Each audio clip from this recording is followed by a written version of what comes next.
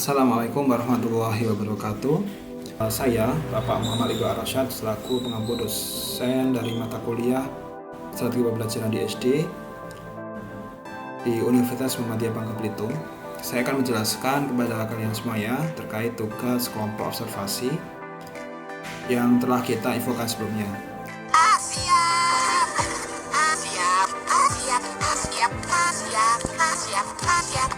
Langsung saja saya jelaskan, yaitu observasi ini dilakukan di sekolah dasar ya, dan yang ditentukan oleh masing-masing kelompok.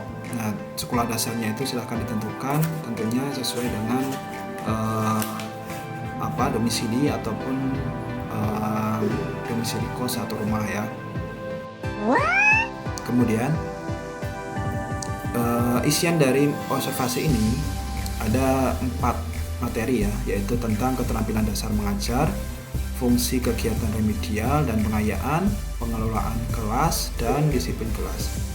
Nah, di sini saya sudah menyiapkan link materi dari masing-masing materi. Nah, kalian juga bisa membuka semuanya. Jadi ada link materi ya. Nah, ini merupakan materi yang sudah saya siapkan di link YouTube.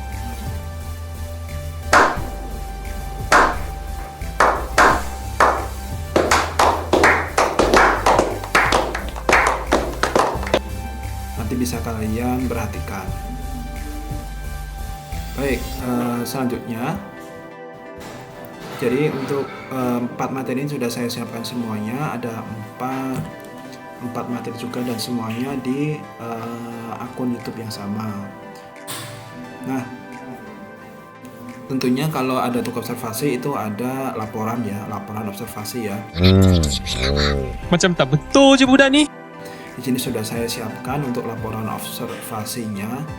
Yang pertama itu cover ya. Tentunya kalau cover isiannya ada judul. Nah, judul ini itu biasanya kalian bisa tulis laporan observasi mata kuliah strategi pembelajaran di SD mana, dosen pengampunya siapa, mata kuliahnya apa, kemudian logo kampus, kemudian di bawahnya ada tim observasi atau penyusunnya siapa, kemudian alamat kampus dan tahun pembuatannya.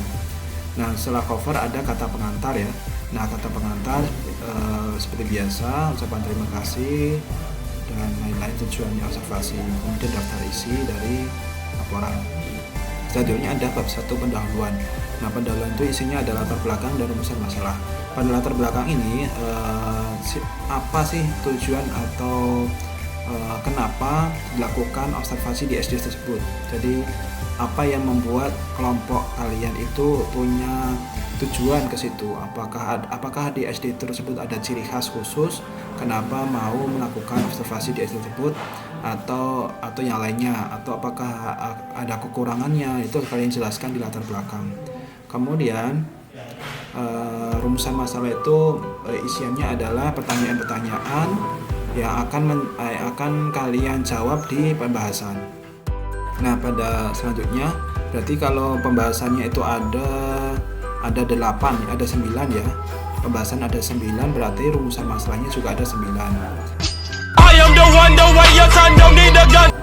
Nanti bisa kalian sesuaikan ya. Nomor 1, contohnya nomor 1, apa saja identitas sekolah. Nah, identitasnya apa?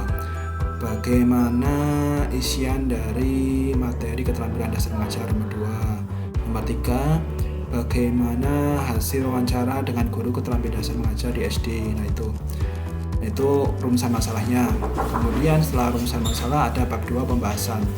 Nah, pada pembahasan kali ini kalian bisa mengisi yang pertama itu identitas sekolah di lampiran 1 ya. Nah, silahkan bisa dilihat di lampiran 1. Nah, di lampiran 1 itu ada identitas sekolah. Itu ada nama sekolah, nomor IPSN-nya, alamatnya di mana, kelurahan, kecamatan, provinsi, kode pos, emailnya apa, kemudian status sekolahnya negeri atau swasta, akreditasinya apa, kalau sudah, tahun berdirinya kapan, jumlah kelasnya ada berapa, kemudian kurikulumnya apa. Nah, kalau kurikulumnya itu ada yang dua, kurikulum 13 dan kurikulum merdeka, silahkan ditulis saja kurikulumnya kelas berapa itu kurikulum 13, kelas berapa sampai berapa kurikulum kampus merdeka atau kurikulum merdeka belajar ya maksudnya ya, kurikulum merdeka belajar. Nah, selanjutnya nomor 2 itu ringkasan materi keterampilan dasar mengajar. Nah, di sini kalian bisa melihat ya link ya. Jadi nomor 1 itu kan mensubscribe bukti ya, screenshot dari bukti subscribe dari link yang ada di sini. Nah, ini merupakan channel saya.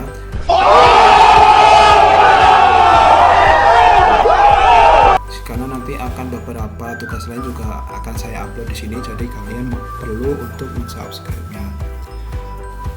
Kemudian selanjutnya bukti screenshot halaman awal materi keterampilan dasar mengajar, kemudian isian ringkasan.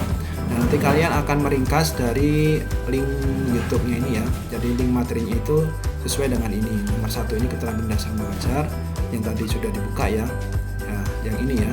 Nanti silahkan bisa diringkas seringkas mungkin ya. Jadi nanti bisa diringkas. Kalau kalian kan kelompok ini, jadi bisa kalian bagi saja. Untuk yang meringkas nomor 1 siapa, yang meringkas nomor 2 siapa, nomor 3 sampai 4 siapa. Karena itu nanti akan diminta semuanya. Nah, lanjut ya untuk pembahasan, yaitu yang kedua hasil wawancara, nomor ketiga hasil wawancara guru keterampilan dasar mengajar di SD. Ini di lampiran 2. Nah, di lampiran 2 itu ada 10 pertanyaan. Nah, kita lihat. Nah, ada 10 pertanyaan. Nah, 10 pertanyaan ini kalian tidak perlu menulisnya satu persatu. Kalian cukup merekam saja pertanyaan yang kalian berikan ke guru dan guru yang menjawabnya. Nah, saya harapkan untuk rekamannya itu jelas ya. Jadi kalian tidak perlu menulis satu persatu karena itu nanti akan kalian jelaskan langsung di setiap pertanyaan untuk laporannya ya. Jadi supaya nanti ketika pelaksanaan lebih mudah dan tidak tertinggal terus apa yang diomongkan oleh guru, kalian cukup merekam saja hasil wawancaranya. Nah, nanti baru ditampilkan di hasil wawancara ini, ditulis di setiap pertanyaan atau setiap jawabannya. Kemudian foto bersama guru atau foto wawancara dengan guru kelas rendah dan kelas tinggi.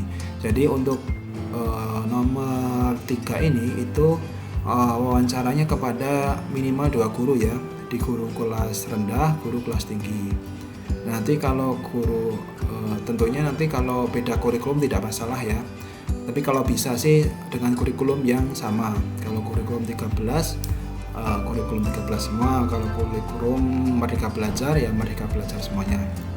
Kemudian nomor 4 ringkasan materi itu sama ya dengan nomor 2, screenshot halaman materi di screenshot di halaman YouTube-nya, kemudian isian dari ringkasan dari YouTube tadi. Kemudian nomor 5 hasil observasi wawancara ya tentunya di lampiran 3 direkam dan difoto dengan guru juga kelas rendah dan tinggi. Nah, kemudian nomor 6 ringkasan dari materi bawaan kelas sama dengan nomor 4 dan nomor 2. Nomor 7 penerapan pengelolaan kelas. Nah, ini nomor 7 dan nomor 9 itu menggunakan angket ya, bukan menggunakan wawancara lagi. Coba kita lihat di lampiran 3 tadi masih wawancara, jadi cuma 5 soal saja. Kemudian lampiran 4, nah ini lampiran 4 itu menggunakan angket. Nah, angket ini diberikan kepada siswa ya, bukan guru. Jadi minimal 10 siswa di kelas rendah dan kelas tinggi. Jadi kelas rendahnya minimal 10 siswa, kelas tinggi minimal 10 siswa juga. Jadi kalaupun kalian mau satu kelas ya silahkan satu kelas semuanya.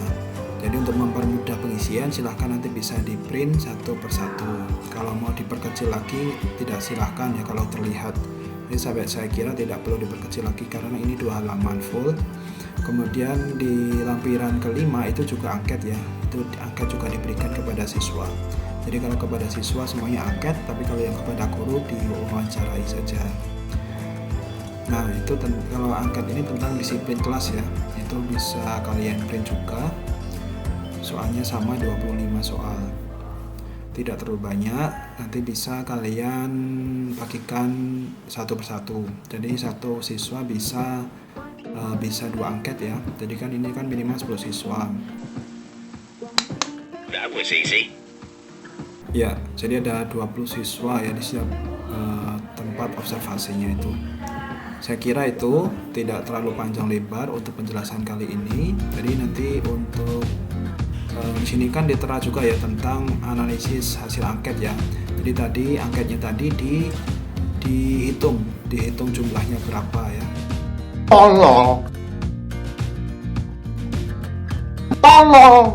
Hasilnya berapa, dihitung paling yang isi selalu jumlahnya berapa, yang sering jumlahnya berapa, kadang-kadang tidak pernah itu jumlahnya berapa. Di sini diisi di paling bawah nanti di pembahasan. Kemudian di rata-rata juga dengan jumlah siswa, dengan jumlah siswa berapa, kemudian yang total jumlah siswa yang mengisi sering berapa, kadang-kadang berapa, itu dijelaskan semuanya. Oke. Kemudian setelah semuanya diisi ya di pembahasan, baru kesimpulan. Nah, kesimpulan ini menjelaskan dari pelaksanaan observasi, apakah kegiatan observasi itu lancar, di mana kegiatannya, ke siswanya ada berapa, total semua yang diberikan, gurunya siapa, namanya saja, apakah ada kendala atau tidak. Nah, setelah itu baru kalian kirim laporan itu yang berupa office word ya, laporan, kemudian hasil rekaman. Nah, jadi ada 2 file ya, yang pertama file laporan, yang kedua hasil rekaman. Nah itu untuk fotonya kan, fotonya di sini ya, jadi foto pengerjaan itu foto pengerjaan siswanya juga ya, dilampirkan di halaman di nomor 7 dan nomor 9. Nah, link pengumpulannya akan saya tampilkan di sini ya. Jadi silahkan linknya ini ditulis, yang saya tampilkan di layar ini silahkan bisa ditulis dan nanti bisa dikumpulkan pada pertemuan ke-15, atau nanti bisa dilihat lagi sebelum pengumpulan. Jadi tidak saya deskripsikan di bawah ya, atau di deskripsi ya, linknya ini tetap saya taruh di sini saja. Nanti kalian bisa lihat kembali di halaman YouTube ini. Saya kira itu dulu penjelasan terkait dari tugas observasi pada mata kuliah strategi pembelajaran di SD. Nanti jika masih ada pertanyaan, silahkan bisa langsung tanyakan di kelas pertemuan ke depan. Saya kira itu dulu. Wassalamualaikum warahmatullahi wabarakatuh.